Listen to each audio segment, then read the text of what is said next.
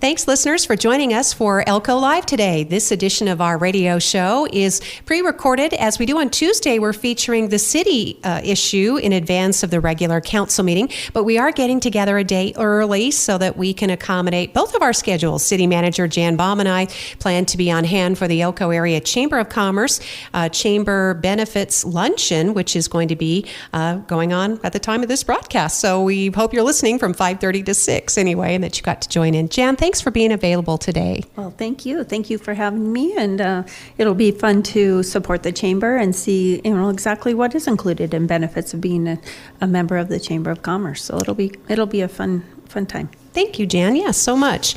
The City Council will meet today at 4 o'clock, and there is a lot on the agenda today, and there's some nice presentations just from groups, no action items at the very beginning of the meeting, but a lot to look forward to. Absolutely. It's always nice to hear, especially Friends in Service helping.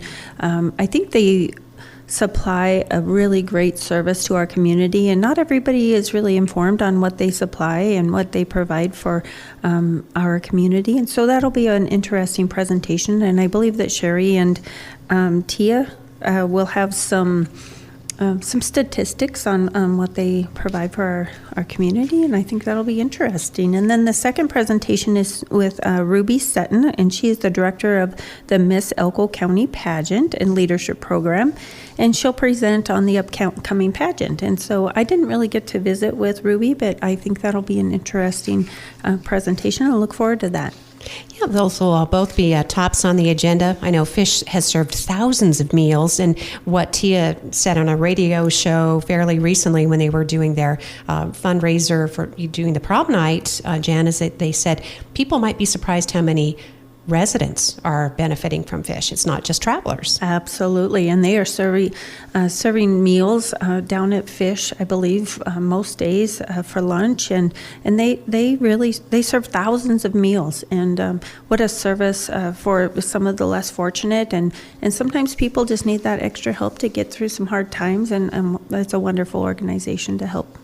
Oh, it's good that they're there for us. And then, as you said, Ruby Sutton will be talking about the Ms. Elko County Pageant, which is a fine local tradition that goes back decades, and I believe initially sponsored by the Lions Club. And now Ms. Sutton is going to give us some details on how locals can participate. I think she was our Miss Elko County in 2018. So. Oh, wonderful. I haven't met her, so I'm excited to meet her and hear that presentation. And then the other item, which I think we're all excited about, is hearing and possibly approving this. Oh, this one is for action item, and expanding the lease for the Northeastern Nevada Museum for an exciting cause. Absolutely. So the Northeastern Nevada Museum is partnering with NGM and to do an expansion of the museum. And I believe this museum will include a Native American history, educational, I don't know, wing. I don't know what you call it, but anyway, that's part of the expansion. And then also there'll be a mining educational expansion as well. And so anyway, I think it's a really exciting time for the museum, and we're excited to have that presented. And we've gone through a little bit of footwork already. The staff has to make sure that we're in compliance with our encumbrances with the outdoor recreation encumbrances with the federal government, and they have given approval for this footprint. So we're excited to go forward and see if council also wants to approve that footprint and extend that lease agreement. Currently, the museum leases the land that the museum sits on from the city, and so we would just expand that footprint. Yeah, it's exciting. There was a meeting of Parks and Rec, well, sort of a non-meeting because they needed a quorum, but it was neat to hear the plans, as you said, that the museum has. They want to celebrate 80 years of the mining legacy and really create a unique exhibit, involving the museum. And then, as you mentioned, that expansion, which according to two of the board members, Pedro Ormaza and Bob Heggie, they have cooperation from 12 of the area tribes. And so that's huge. That would be a wonderful addition to the local community. Absolutely. What a great educational experience that would be. And Yeah, I'm excited to hear a little bit more about it. I've been all about the footprint, and so I don't really know a lot about what the expansion entails and what's behind that. And so it'll be a good presentation, and I'm hoping that that will go forward. Yep. So that presentation again on the council agenda near the top of the meeting. It's about a $10 to $12 million expansion again with full cooperation from Nevada Gold Mines and their social partnership. They want to create this legacy project. So with their investments and endowments, so it's super exciting. And yeah. Exactly. And I there is not an attachment on the agenda, but I understand that they are going to bring a presentation, and so I'm excited to see that and what it looks like. And anyway, so I'm excited to hear about that. And I believe NGM will also be present to show their support. Oh, that's great, Jan. So right there near the top of the meeting at 4 o'clock this afternoon. Again, we're sitting down just to record in advance of this regular city council meeting, but it's on Tuesday at 4 p.m. And then I actually printed off the street department's year in review because that's really impressive, Jan. That group works so, is this my copy right here? I think believe it is. that's Yeah, yours. that's my copy. And I thought maybe if Paul Algerio would want to come on a radio show, because they accomplish so much, our City of Elko Public Works Department, and this is really a neat presentation, and it gives a great overview. Absolutely. They did a great job on the presentation. I think it's simple, but it really does explain how complicated, I should say, that their jobs are. I mean, they just play such a vital role to our City of Elko team and to the community as a whole, anywhere from removing to snow removal to flood prevention to maintaining our roads, and they do an amazing job. And he doesn't have a real huge team, but they're busy and they do a great job. And they were even instrumental during the train derailment, and so helping us with some of the roads and traffic and blocking roads and things like that. So they do a great job. He has a great team, and Paul, of course, does a great job. He's a good manager. It was impressive, too. There's some photographs here, Jan, and it looks like this is a department that doesn't say no. They don't say, no, it's not our job. They absolutely do any number of, as you mentioned, services, a variety of projects in helping make the community better. And then they have a group photo, and what really impressed me was that the Paul Algerio, who's, I believe, the Public Works Director, if I'm... he is the street department manager. Superintendent. Mm-hmm. He is like one of the guys. I mean, he's out there doing the work, too. So he absolutely is. And he actually, his career has grown up, per se, in the street department, and he's worked his way up to being the superintendent, and he really does do a great job. And you are absolutely right. In many of our manager meetings, and I continually hear about Paul Algerio and his street department helping out other departments, whether it be for flood prevention and helping the fire department and some of those duties to the water department, and of course there are water leaks and we have to fix the streets and things like that, to helping so that's helping the water sewer department, and then also helping the rec department with some of their parking lots and things like that. So they touch every department, and we really appreciate his will-do attitude. Yeah, it's nice to be able to sing the praises of departments when they show up in their white trucks and their orange vests, and as you said, they'll help support any number of departments. So that'll be really neat to see that review, and also for the council to be able to acknowledge the work that they do year-round. So. Absolutely, and show appreciation for Paul and his entire group, for sure. Oh, and I could mention that Paul, whether or not he realizes it, he is following in the footsteps of someone who has gone on to do some pretty amazing things himself, and that would be Delmo Andriozzi.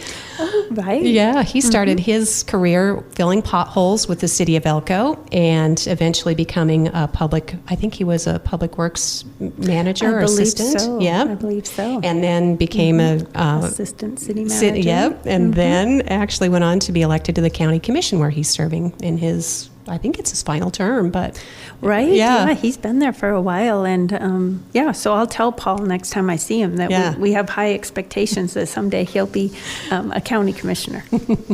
So we'll look forward to that presentation again of City of Elko Public Works on the agenda they're right on the top. And doing a good turn for Nevada Gold Mines, supporting their Gold Rush and Robertson projects. Even though they're in Lander and Eureka counties, Jan, the city often feels the impacts of those on the economy.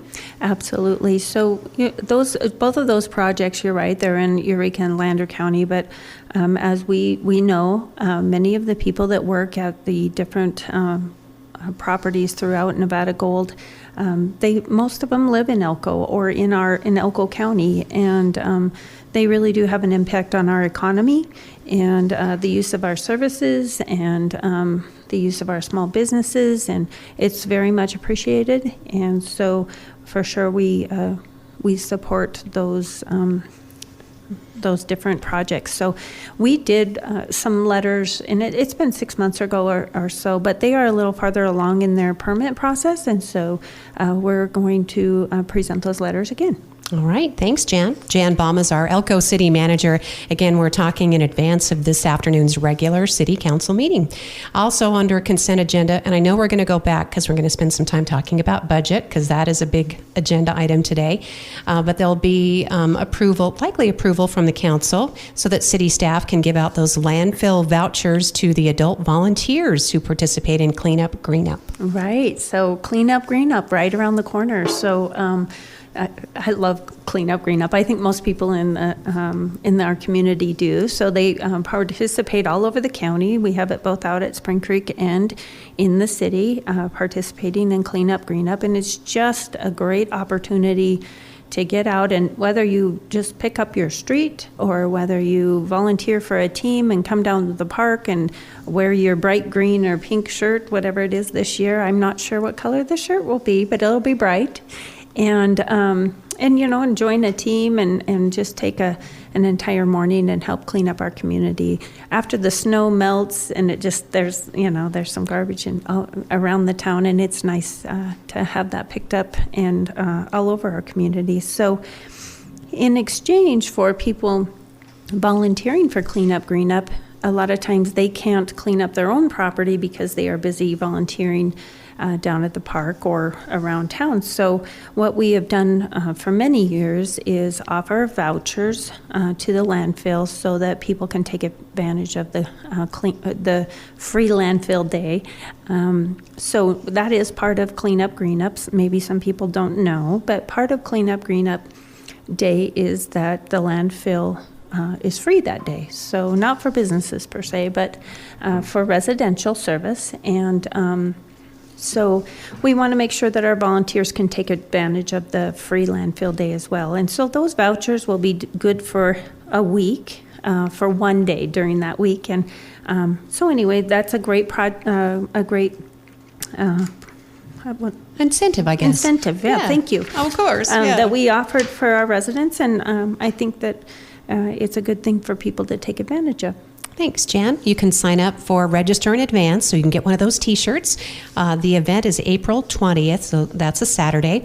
Ralph Negron, our development manager, was talking about that recently, and it's easy now to register. You just go online to Elko City's website. Absolutely, and I believe we also have a Facebook post as well. You can push on that to get to our website as well. And so you can sign up or like our page and follow it. And we try to keep people up to date with that Facebook page and then also our website. All right, Jan. We're moving along the agenda kind of rapidly. There are quite a few things on there, and they're all significant. We were talking about Public Works, and they are going to ask for the council's approval to go out to bid for micro slurry seal, and that's a type of treatment that really extends the life of our city streets. Absolutely, and this is quite a project. We usually budget around almost $1 million for this, and the micro slurry seal goes on a lot of streets around town. I believe last year it was up by the Mountain View area that we did quite a few streets, the micro slurry seal, and so Paul needs to go out to bid for that so that we'll be ready to go on July 1st. All right. And if we jump ahead to new business, sadly, the I Don't Know Deli has had to close at the Elko Regional Airport. I know that Fernando put on social media, so it's public knowledge that he is in ill health. And so the city is going to go out for proposals for someone else to do the food and beverage at the airport. Right. So that was so disappointing, and I feel bad that the I Don't Know Deli will be closing. It was just a really special experience to go there and eat the food that he would prepare from different cultures, and he always had a story to go with it. And people that were ate at the I Don't Know Deli had a special place in their heart, I think, for Fernando. So we wish him well. I hope that going forward that his health improves with not having the deli and the stress of that anymore. And so this is a great opportunity. And how the how the airport does this is it's a concessionaire agreement, and it's just a great opportunity for a business. The entire kitchen is there, the seating, everything. So, and if you have a breakfast, actually, that's the best time, because the plane takes off there at 6:30 in the morning. So we'll see how that goes. I think that Jim Foster has had a little bit of interest, and so I'm excited to see where that goes. All right, Jen, thank you. And again, we wish the very best to Fernando Vargas and his healing journey, and I hope he knows how much he is appreciated in the work that he has done in the community for all these many years. Absolutely. In various roles. He's a special person. Definitely. So, again, just jumping around a bit, the Elko Institute for Academic Achievement is coming before the council. They would like to request some money for engineering and school zone signs for the new Elko Institute location, which is over on Silver Street by the jail, and they're asking for about $35,000. Yes. So the council we had budgeted some money for the Elko Institute of Academic Achievement, EIAA, the charter school, for their new location, because with the new location, there were some street repairs and some different traffic, which people have probably seen with the median being installed. And then so specifically, they had provided specific expenses for those costs, and so they approached us not too long ago that they had some extra expenses that they weren't anticipating, having to do with the new median and some things like that, having to do with signage, and some engineering having to do with the signage. So they will be coming to council asking if we can expand that $146,000 that we have that the city council has already approved, and they would like to expand that by another $35,925. And there are some receipts there that show the expenditures, and so that will be up to council. All right, Jan, and would you mind telling us, do you know where the $146,000 and then the additional 30-something would come from? What budget? Or that will come from the general fund, and it and it will be from community support. And we have that in our budget. We had budgeted $250,000 for that, but the actual traffic changes came in much lower. They came in at $146,000, and that included the traffic. There were several traffic studies that were done for the median, and there was a lot to go with it. At first, they thought they were going to have a stoplight, and then ended up being a median, and then obviously the widening of the street, Silver Street, we had to widen that. They had to widen that a little bit, and then put in the medians. So that's where all that is coming from. All right, and there is a lot of community support, just so listeners are aware, in addition to what the city's contributed toward the relocation of the Institute from the charter school from down on Railroad Street to their new location, which is a big, beautiful building. The county also gave $500,000 in ARPA, the federal COVID relief money. So. Oh, yes. So, and I think that's a good way to put it, that there is a lot of community support for the EIAA, and they've done a good job with students and providing another option for students and education. And so the city is also, in support of that, and we just wanted to make sure that the expenditures go along with what the city council approved. All right. Thanks, Jan. That'll be considered during this afternoon's regular council meeting.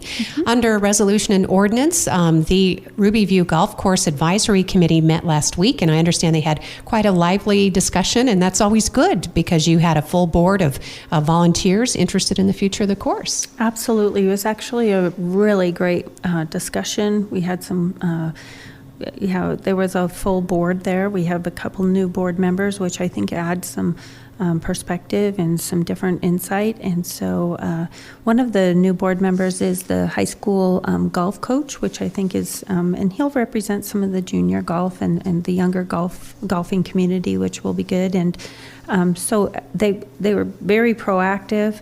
Since we've already started the golf season for this year, they chose not to change rates for this golf season. So these golf rates are not going into effect until December 1st, 2024, after this golf season. But so there will be some slight increases. I think as an average, it's about 4% increase. So not real major, but we all know that costs are increasing. And so we need to cover some of that, but we also, because this is an enterprise fund, and revenue is intended to cover the expenses, so we need to make sure that we're keeping in line. And then one of the other things that keeps us in line with the expenses is continuing to grow the number of players that we have at the golf course, and that's important. And I think we start with that with our youth, and so we chose not to touch the youth passes. They're very inexpensive. They're a great rate, and I think it's a great way to get the youth into our golf community. Oh, great. And as you mentioned, if you suggest 4%, it actually comes down to maybe $1 or $2 increase in most of these, whether they're individual passes or rentals or so. And next Absolutely. year. Yes. Good. Yes. It will not go into effect until the next golf season. And so, yes. And the biggest increase, I think, was a $25 increase to the passes. And but I think our passes are still fairly reasonable, and we love to have everybody at the golf course. So, And that's a municipal course, so do enjoy this beautiful green space. And the club, which is the bar and restaurant, which is open to the community. And I understand it's just a great time and a beautiful facility. So anybody, whether you're a traveler or you're a resident or a county resident, it's an amenity that we can all take a lot of pride in, Jan. Absolutely. I think it's one of the, I think it's the most beautiful asset the city owns, and people really should come up and enjoy it. Even if you aren't a golfer, you can come up for lunch or breakfast or whatever. And I believe there is this summer going to be a nice shade for the deck, and so that'll be a good addition to the deck there, because it is a beautiful outdoor dining experience. So it's a good place for lunch. It's a great view. Yeah, nice. Thanks, Jan, for the update on the golf course. Mm-hmm. Well, we can circle back around because we don't want to leave out the budget. That used to be your baby, and now you've launched that, and that's being handled by Julie Davis, I believe. Julie Davis, and she's doing an excellent job. We're very fortunate to have Julie. She's very professional and just really does a good job. She audited for many years in the city of Elko with one of the local CPA firms, and so we're very fortunate to have that side of knowledge, as well as working in the for different public entities. So anyway, she does a great job. So that budget summary will be presented. The council can vote to approve it because we do have some state deadlines coming up. Yes. So the budget process is quite a process with the state, and Julie actually probably started working on this budget end of January, and we're now into the middle of April. And so the first tentative budget is due to the state. I believe it's April 25th. I'm not exactly sure the exact date, but so this will be the budget that will be sent to the state, and then we also have a final budget that is due, I believe, the 25th or by the 1st of June. So our last meeting in May, we will present the final budget, and then that'll be it for the year. All right. We can spend some more time, obviously, talking about that final budget as it approaches. There are some changes and some decisions the council will have to make, Jan, and largely to the self-funded insurance plan that we are seeing increases there. Yes, so this, and the self-funded insurance plan, so we have a pretty good fund balance there. We try to keep 2 times the maximum claims, and so we are partially self-funded, and what that means is that the city of Elko covers some of the health insurance costs up to a certain amount. And then once a claim gets to a certain amount, then a secondary insurance pays for the claim. But so the city of Elko does take on some risk there. And we are showing about a 12% increase in costs for the health insurance. And we don't have our final numbers on health insurance yet. That's kind of an anticipated increase. So the final budget will definitely have the, what the insurance companies come back with, an increase in premiums. I wish someday it would be a decrease in premiums, but it doesn't ever seem to happen that way. So, but we do have a well-funded health insurance fund. And what that enables us to do is, talk about different ways to change deductibles or things like that, because the city can take on a little more risk. Well, thank you, Jan. Again, we'll have more on the budget as that date draws near to submit the final. The City Council will be considering yet another, a summary or a tentative for their perusal during this afternoon's regular meeting. Super Absolutely. Cool. Mm-hmm. So I guess, too, one question I had, I don't know if it's I didn't see it on an agenda. The county is talking about during the funding of capital needs for the school district. They said they were going to go to the municipalities in the county about reapportioning part of property taxes to the school district for capital needs. And is that something the city's considering, or? So that is, I've heard a little bit about that, obviously, from listening to the commissioner meetings, and I do know that was visited about. So early in the budget season, it's sometime in February, we have to tell the state where we're going to be with our property tax and our percentage. And so it is too late in this budget season to do that. So that will be something that we will probably visit with the council about in late 2024, early 2025. So if that is something they're interested in doing, then we will put that into the 2026 budget. Okay, so important information. And it is also important to note that the abatement impacts municipalities as well, that tax cap. So we're all working with a limited amount of money. Absolutely. That the property tax cannot increase by more than 3% for residential or 8% for commercial. And so it's a limited increase every year.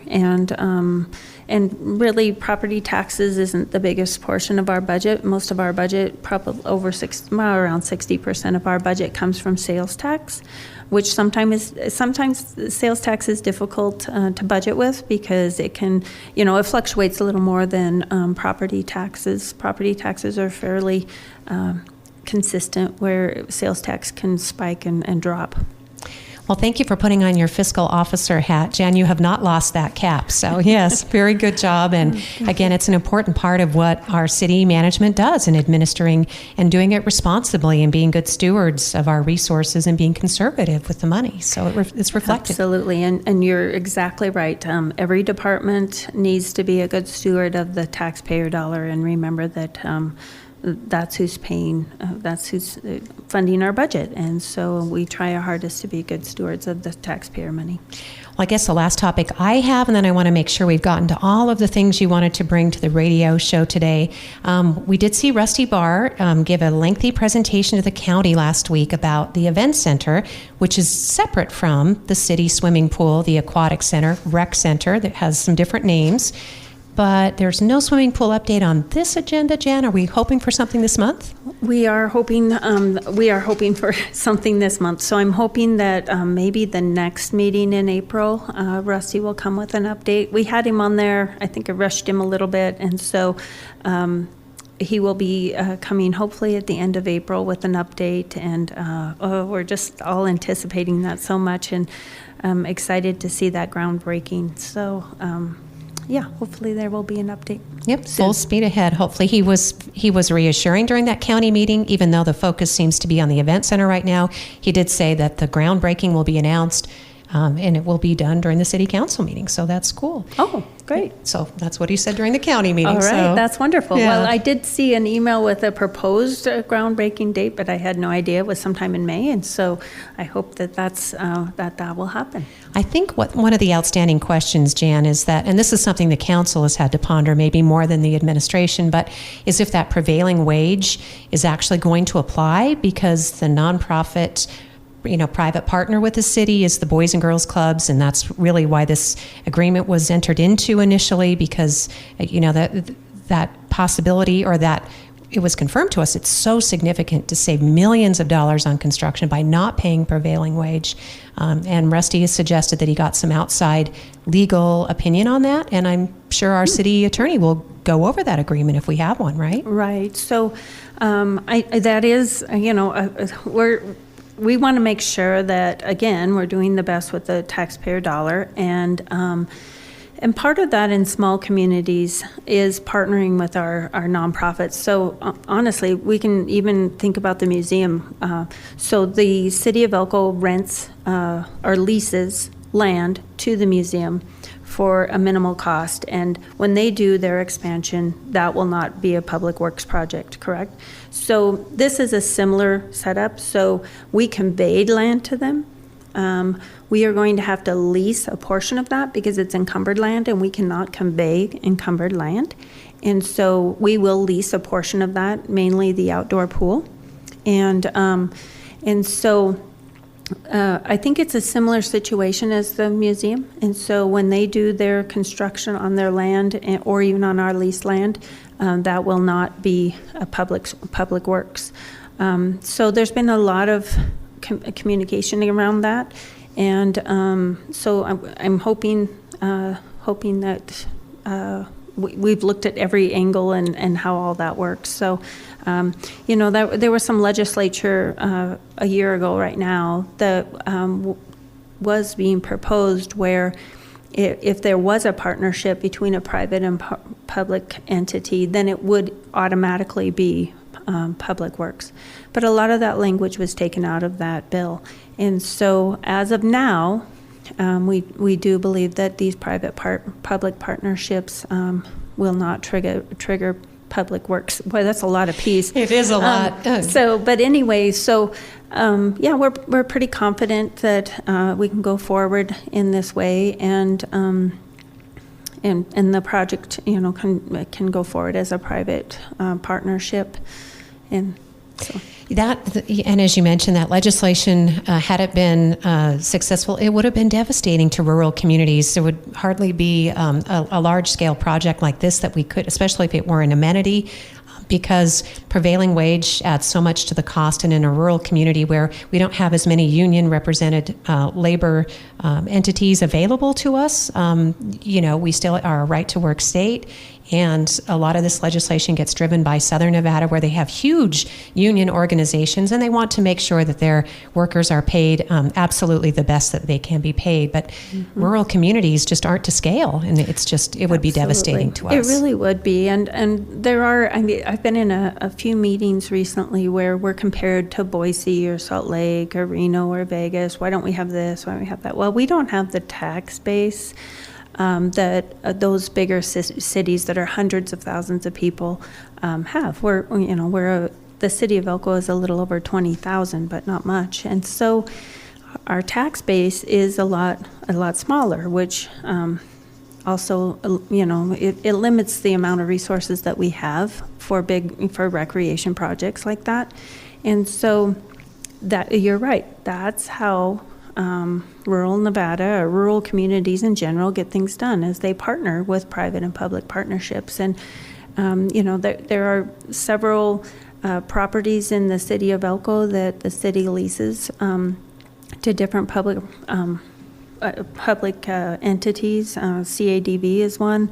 That's a great organization. We did convey the land to them not too long ago, but they were leased for a long time. And again, that was a private-public partnership. And so, you're right. Rural communities are very reliant on those partnerships. And you're right. There are there are public works projects out there that that sometimes it's difficult to find the workers to work on those, or the union workers to work on those projects. And so there's a lot of things coming into it that limit it. It's not just one thing. So anyway, we're excited for this project, and it'll be a great project for the community as a whole. Let's get those shovels in the ground. Oh, I know. amen. Everybody will be so excited.